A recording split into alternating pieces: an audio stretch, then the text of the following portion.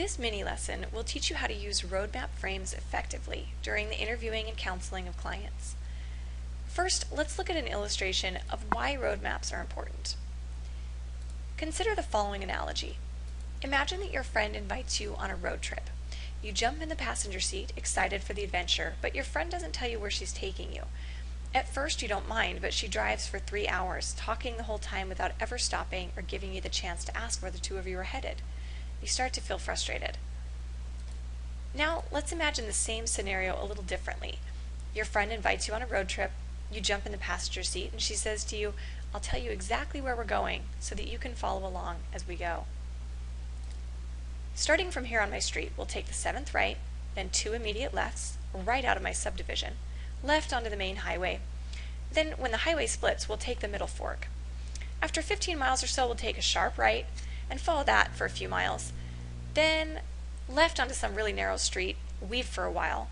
When that street ends, take 2 rights and a left onto Main Street, then left again, then the 2nd right, after that the 5th left, and then a left into the parking lot, and we'll be there. How helpful would those directions really be? Chances are by the end of the explanation, you'll still have no idea where you're going. In the first example, your friend did not provide you with a roadmap, and you were frustrated. In the second example, she provided you with every step of the journey, but it was still frustrating. So we're looking for something in the middle. An effective roadmap should give you an idea of where you're going by indicating the major landmarks you can expect along the way. Let's try it.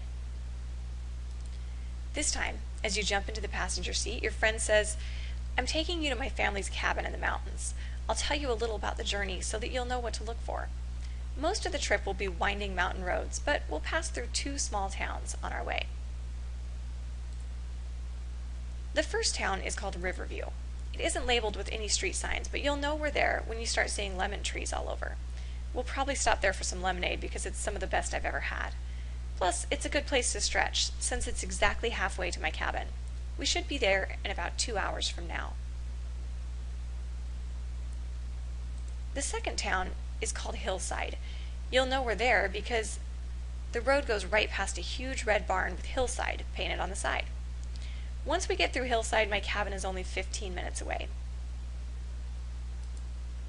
This roadmap was very effective because it provided major landmarks to look out for along the journey rather than a turn-by-turn description. Now let's look at roadmaps in the context of legal interviewing and counseling. Roadmap frames are used to provide the client with information about the nature and sequence of consultation activities, to give the client structural and topical guidance to help the client remain oriented within the consultation process, and to facilitate effective client participation.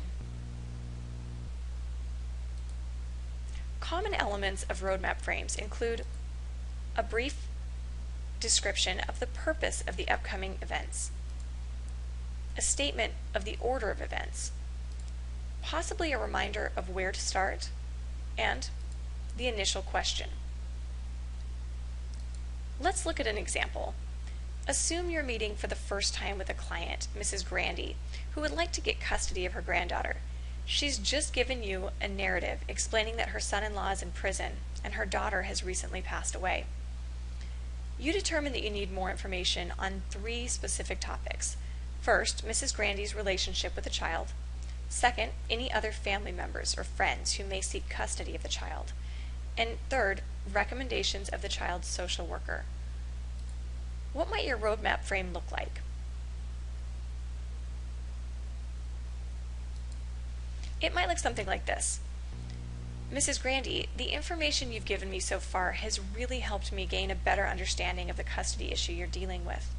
From what you've told me, I've identified 3 areas that I'd like more information on. First, I'd like to know more about your relationship with your granddaughter, Alicia. Second, I need to know a little more about other family members or individuals who may request custody of Alicia. And finally, I'd like to know what Alicia's social worker has recommended. Let's start by first discussing your relationship with your granddaughter. What can you tell me about your relationship with Alicia? Remember the common elements of roadmap frames?